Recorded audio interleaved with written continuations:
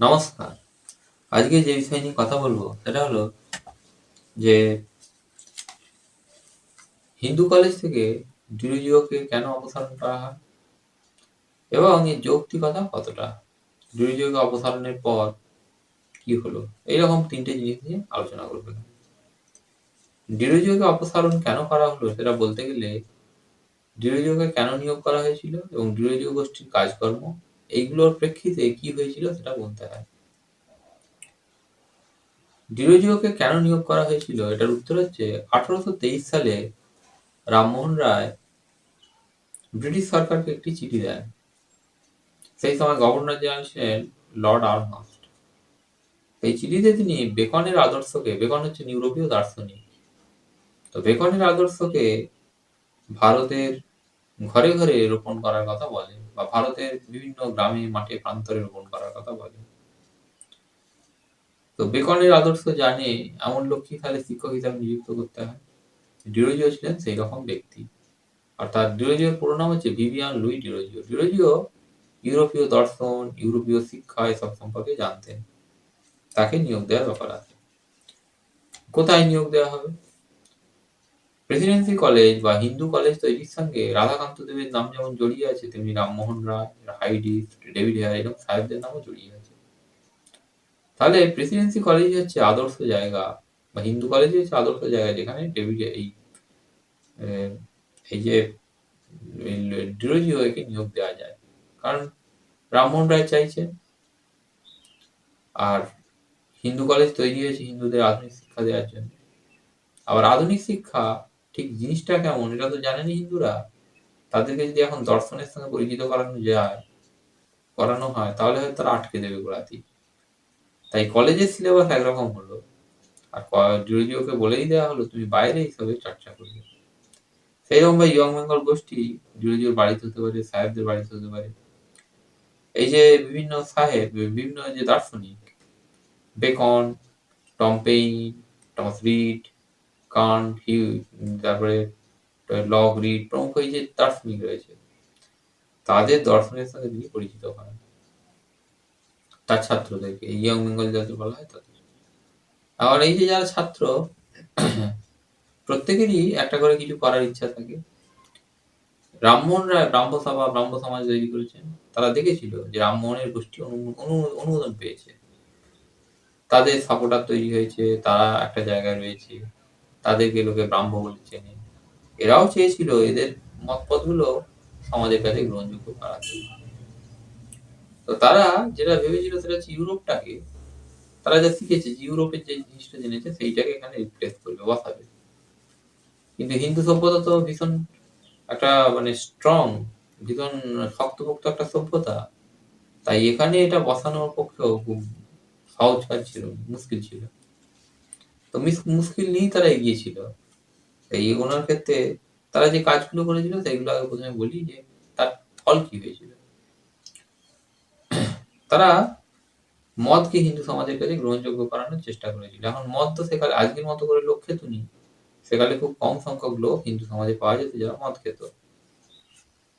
ফলে মদ্যপান এটা হিন্দুদের কাছে সাহেবী কাজকর্ম বলে মনে হয়েছিল।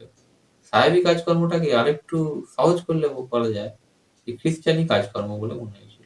সাহেবরা খ্রিস্টান, তো খ্রিস্টান মার্কা। বাপ মাকে সম্মান করাকে তারা মনে করতো যে বাপ মার সম্মানটা হবে একটা সাধারণ সম্মানের মতো, খুব বেশি সম্মানের ব্যাপার নেই। এটা ওই খ্রিস্টানি সভ্যতা যে বলে, ইউরোপীয় সভ্যতা তার মতো করে। আর যে দার্শনিকদের কথা বলা হচ্ছে তাদের দর্শনটাও এইগুলোকে সাপোর্ট করে। আর কি রইল? আর রইল ব্রাহ্মণের সমালোচনা। খ্রিস্ট ধর্মে তো ব্রাহ্মণের ব্যাপার নেই, তাই ব্রাহ্মণের সমালোচনা হলে খ্রিস্ট ধর্মের কিছু এসে যায় না। ঠাকুর দেবতা, ঠাকুর দেবতার অস্তিত্ব নেই ইউরোপীয় সমাজে, এই খ্রিস্ট ধর্মেও নেই। এটা ঠাকুর দেবতার সমালোচনা হলে কিছু এসে যায় না। পৈতে বিসর্জন, পৈতেরও অস্তিত্ব নেই। পৈতে হিন্দুদের মধ্যে হিন্দু বাউন টাউন এরকম কয়েকটার মধ্যে আছে। এগুলো হলো বিয়ে নিয়ে মতামত। বিয়ে একটা ভীষণ গুরুত্বপূর্ণ ব্যাপার, কিন্তু ইউরোপীয় সমাজে বিয়ে হচ্ছে অত্যন্ত ভঙ্গুর গোছে, বিয়ের সেরকম কোনো গুরুত্ব নেই। আর রইল হচ্ছে গোমাংস ভক্ষণ। হিন্দুরা তো গোমাংস খায়নি, সেকালের সমাজে খেতেনি, আজও খায়নি। তো ইয়ং বেঙ্গল গোষ্ঠী এরা করেছিল। ফলে সবকটাতে এই যতগুলো বললাম এইগুলো সবকটাতে তাদেরকে লোকে খ্রিস্টান বলে চিহ্নিত করেছিল। আর ইউরোপীয় দর্শন যেটা, সেটাও এইটারই মতো, মানে এরা যে কাজগুলো করলো এটাকে সাপোর্ট করে, সমর্থন করে, কোনো অন্যরকম কিছু নয়। ফলে হিন্দু কলেজে থাকা এই ছেলেগুলো সম্পর্কে লোক বলতে শুরু করলো, ইয়ং বেঙ্গল নয়, এটা ইয়ং বেঙ্গল নামটা ডিরোজিওর দেওয়া, লোকে বলতে শুরু করলো ওরা হচ্ছে এক ধরনের খ্রিস্টান। আর ডিরোজিওর নামে উঠলো, ডিরোজিও ছেলেদেরকে খ্রিস্টান করার জন্য এসেছে। হিন্দু কলেজে খ্রিস্টান করার চক্রান্ত চলছে, এইটা গল্পের মতো করে বিভিন্ন বাড়িতে আলোচনা হলো, বিভিন্ন রকে আলোচনা হলো। একটা বলা যেতে পারে খ্রিস্টানি হুজুগ চারদিকে চলতে শুরু করলো। আর তার ফলটা হলো কি, ওই যে ধর্ম খুব স্ট্রং, ধর্মীয় ভাবনা চিন্তাগুলো কলেজ থেকে ছেলেগুলো ছেড়ে চলে যেতে শুরু করলো, বা কলেজ পৌঁছে ছাত্র শূন্য হতে শুরু করলো। 1831 এসে দেখা যাচ্ছে কলেজ প্রায় ফাঁকা হয়ে গেছে, কলেজে সেইভাবে কোনো ছেলে নেই। তখন কলেজটাকে বাঁচানোর জন্য এই হচ্ছে হিন্দু কলেজ, এইটা আজকে প্রেসিডেন্সি বিশ্ববিদ্যালয়ের নাম নিয়েছে, এই কলেজটাতেই হয়েছিল ঘটনাটা। তো তখন কলেজকে বাঁচানোর জন্য জরুরি ভিত্তিতে বৈঠক বসে। কবে বৈঠক বসে?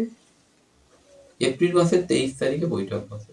এই দিন আবার ডিরোজিও ছিল অফ ডে, মানে ডিরোজিও দিন আসেননি। যারা বৈঠকে উপস্থিত ছিলেন তারা হলেন রাধাকান্ত দেব, উইলসন সাহেব, চন্দ্রকুমার ঠাকুর, রাধা মাধব বন্দ্যোপাধ্যায়, রামকমল সেন, ডেভিড হেয়ার, প্রসময় দত্ত, প্রসন্ন কুমার ঠাকুর, শ্রীকৃষ্ণ সিংহ। এদের মধ্যে তিনজন, রাধাকান্ত দেব, রাধা মাধব বন্দ্যোপাধ্যায় এবং রামকমল সেন, ডিরোজিওকে কলেজ থেকে সম্পূর্ণভাবে বিতরণের পক্ষে মত দেন। বলেন ডিরোজিও কলেজে পড়ানোর অনুপযুক্ত এবং হিন্দু সভ্যতার বিরোধী। আর বাকি যারা রইল, সাহেব সদস্য ডেভিড হেয়ার এবং উইলসন, তারা বলেন এটা হিন্দুদের ব্যাপার, তো হিন্দুরা ভাবুক কি করবে। আর রইল হচ্ছে চন্দ্রকুমার ঠাকুর, রসময় দত্ত, প্রসন্ন কুমার ঠাকুর, এরা বলেন কলেজ বাঁচাতে গেলে ডিরোজিও চলে যাই হয়। ফলে সব মিলিয়ে সংখ্যাগরিষ্ঠের মতে ঠিক হয় যে ডিরোজিও চলে যাওয়া উচিত। একমাত্র একজন সদস্য শ্রীকৃষ্ণ সিংহ, তিনি ডিরোজিও থাকার পক্ষে মত দেন। ইনি ছিলেন রামমোহনের বন্ধু। এইরকম অবস্থায় সংখ্যাগরিষ্ঠ যখন মত দিচ্ছে ডিরোজিও চলে যাওয়া ভালো, তখন ডিরোজিওর যে পদস্খলন বা ডিরোজিওর যে বিতাড়ন বা ডিরোজিওকে যে অপসারণ করা হবে, সেটার প্রক্রিয়া শুরু হয়ে গেল। উইলসন সাহেব খসখস করে চিঠি লিখে ফেললেন ডিরোজিওর উদ্দেশ্যে, এবং ডিরোজিওর উদ্দেশ্যে কেন কাকে কলেজ ছাড়তে বলা হচ্ছে সেখানেও তিনি লিখে দিলেন। বললেন যে ডিরোজিও নাস্তিকতা প্রচার করেছে, ডিরোজিও বাপ মার সম্মানকে নৈতিক কর্তব্যের মধ্যে ধরেন না, এবং পিতামাতা এই ভাই বোনের বিয়েকে তিনি অনুমোদন দেন। অভিযোগগুলো বেশ গুরুতর গুরুতর অভিযোগ মনে হবে, কিন্তু প্রথম অভিযোগটি আজকের যুগে হাস্যকর মনে হবে। নাস্তিকতা প্রচারই আবার কি? সেকালে কাউকে নাস্তিক বলে চিহ্নিত করলে, 19 শতক পর্যন্ত কাউকে নাস্তিক বলে চিহ্নিত করলে, বা তারপরও একটা সময় ছিল, সামাজিক ইতিহাসের কোনো তারিখ হয়নি, সাল তারিখ হয়নি, তাই 19 শতকটাই বলি। 19 শতক পর্যন্ত নাস্তিক বলে কাউকে চিহ্নিত করলে, সেই নাস্তিক বলে চিহ্নিত করা ব্যক্তিটি যত ধরনের অপরাধ হয়, চুরি, ডাকাতি, খুনোখুনি, তারপরে নারী ঘটিত অপরাধ, সবের সঙ্গে যুক্ত এরকম প্রমাণ হয়। ফলে নাস্তিক তকমা কাউকে দিলে সেটা একটা গালাগালির মতো। ডিরোজিও নাস্তিকতা প্রচার করেছেন, এটা সত্যি। ডিরোজিও স্বীকারও করেন ডিরোজিওর নামে নাস্তিক। এরপরে আসে বাম্মাকে অসম্মান করা, বা বাম্মাকে সম্মান করাটা নৈতিক কর্তব্যের মধ্যে না করা, এবং ভাই বোনের বিয়েকে অনুমোদন দেয়। এই দুটো মোটামুটি একই জিনিস। ইউরোপীয় দর্শন অনুসারে বাম্মাকে সম্মান করা, যেমন করে হিন্দুরা সেকালে মনে করতো বাম্মার সম্মান, সেরকম ব্যাপার নয়। ইউরোপীয় সমাজে বাম্মা আর 5টা মানুষেরই মতো, এবং বাম্মা সম্মানিত হতে হলে সম্মানীয় কাজ করতে হবে, অর্থাৎ সম্মানের হলে সম্মানীয়, এই জিনিসটা ইউরোপীয় সমাজে মনে করা হয়। তো ডিরোজিও শিষ্যরা সেইটা বলতে চান। এইখান থেকেই আসে হিন্দু সমাজের সঙ্গে তাদের গোলমাল। হিন্দুরা তো বলে বাপ-মা সম্মান, মানে বাপ-মাকে সম্মান করতে হবে।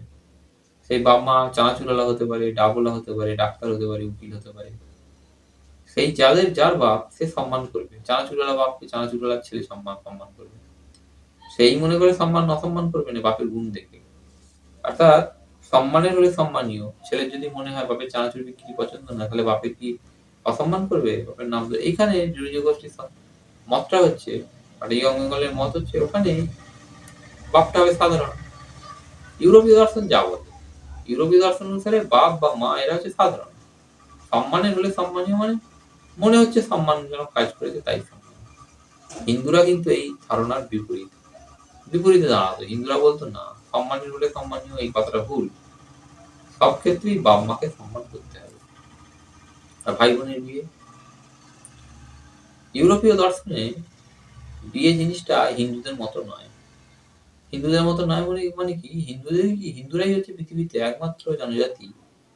প্রাচীন পৃথিবীতে হয়তো অন্য আরো জনজাতি ছিল, কিন্তু আজ পর্যন্ত হিন্দুরাই একমাত্র জনজাতি যাদের মধ্যে বিয়ে নিয়ে অনেক রকমের রেস্ট্রিকশন বা বাধার বিধিনিষেধ আছে, বাধা আছে। হিন্দু বিয়েতে রক্তের সম্পর্কের মধ্যে বিয়ে হয়নি। হিন্দু বিয়েতে আত্মীয় স্বজন, মানে নিকট আত্মীয়ের মধ্যে বিয়ে হয়নি। দূর আত্মীয় হতে পারে, নিকট আত্মীয় হয়নি, এরকম ব্যাপার আছে। কিন্তু হিন্দু বাদ দিলে অন্যান্য সমাজেতে রক্তের সম্পর্কের মধ্যে বিয়ে টিয়ে হয়। ভাই বোনের সম্পর্কের মধ্যে বিয়েটাকে সব থেকে নিন্দনীয় বলে যে কোনো সমাজে মনে করা হয়, যে কোনো সমাজে মনে করা হয়। কিন্তু ইউরোপীয় সমাজে এই ধরনের বিয়ে হলেও এর কোনো শাস্তির বিধান নেই। ইউরোপীয় দর্শন অনুসারে এর একটা যৌক্তিকতা রয়েছে।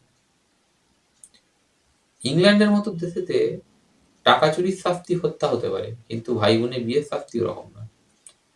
তো এইরকম সব ব্যাপার থাকে, সেকালে ছিল।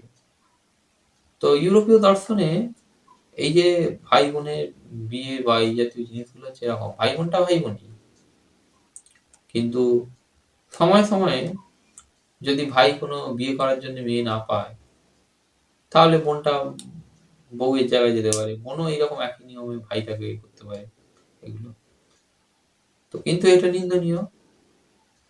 হিন্দুরা যেটা শুনতে চায় বা হিন্দুরা যেটাকে মানে অপছন্দ করে, সেটাই ওর নামে, মানে জুরিজের নামে চাপানো হলো। জুরিজও ভাই বোনের বিয়েতে সম্মতি দিয়েছে।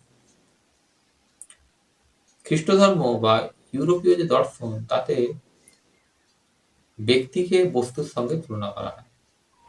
ব্যক্তি যদি গুণের অধিকারী হন, তাহলে তিনি গুরুত্বপূর্ণ, আর না হলে তিনি হচ্ছেন সাধারণ। ভাই বোনের মতো জায়গাতে সেখানে ভাই যদি বোনের আশ্রয় হতে পারে বা বোন যদি ভাইয়ের আশ্রয় হতে পারে, তাহলে তারা ভাই বোন হবে না। এইরকম ব্যাপারগুলো হয়। তো ডিরোজিও প্রথমটা স্বীকার করলেও পরের দুটো অস্বীকার করে। এখন ডিরোজিওর পক্ষে যেটা করা দরকার সেটা তিনি করেছেন। কিন্তু ইউরোপীয় দর্শন যেটা হয়, সেটা হচ্ছে এইরকম, যেটা বললো যে ভারতীয়রা বিশ্বাস করতো বাপ-মার সম্মান হবে সবসময়, বাপ-মার গুণ দেখে নয়, বাপ-মা সম্মানীয় তাই সম্মানীয়।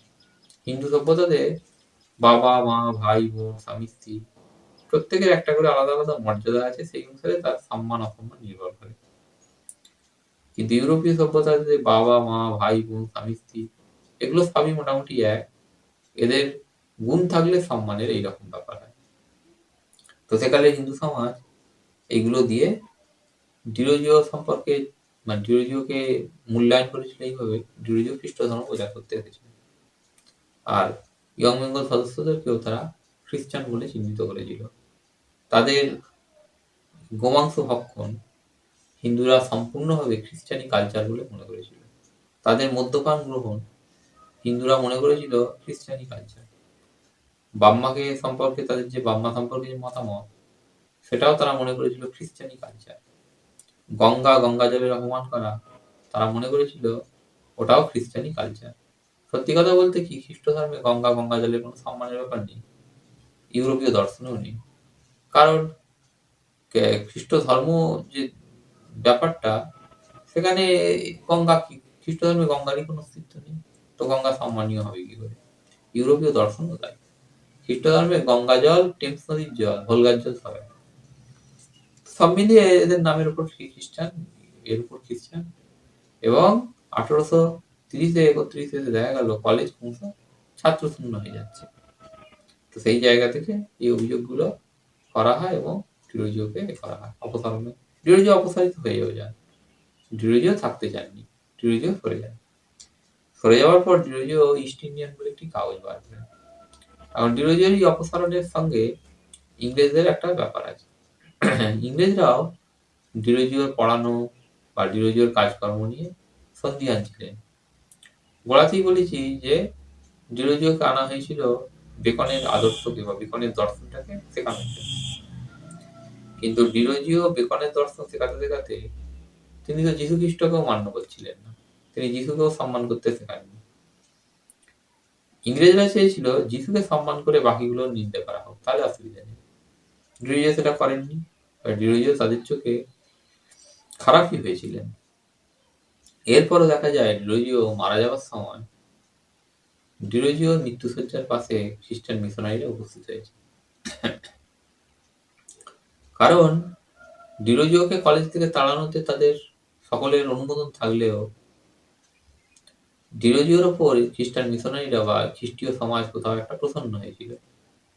ওই কারণেই যে ডিরোজিওর কাজকর্মের ফলে খ্রিস্ট ধর্মের প্রতি কিছু ছেলেপুলের ঝোঁক তৈরি হয়েছে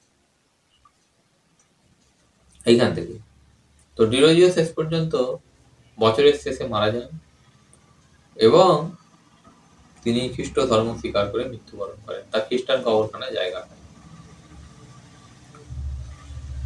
আর ডিরোজিওর মৃত্যুকালে যেসব শিষ্য দক্ষিণারঞ্জন হতে পারে, রসিককৃষ্ণ, প্যারীচাঁদ, যারা ছিল ওখানে, মহেশ ঘোষ, তারাও ডিরোজিওর এই পদস্খলন দেখে, মানে ডিরোজিও নাস্তিকতা প্রচার করে শেষকালে খ্রিস্টান হলো, এইটা দেখে তারাও বুঝতে পারে নাস্তিকতা নয়, তাদেরও কোনো ধর্মের আশ্রয় যেতে হবে। মানে তারা মনে মনে দুঃখ পায়। মহেশ ঘোষ খ্রিস্টান হয়, কৃষ্ণমোহন পরে খ্রিস্টান হয়, দক্ষিণারঞ্জন ব্রাহ্মণ মতাবলম্বী হয়ে পড়ে হিন্দুও হয়ে যায় খানিকটা, প্যারীচাঁদ রক্ষণশীল হিন্দু হয়।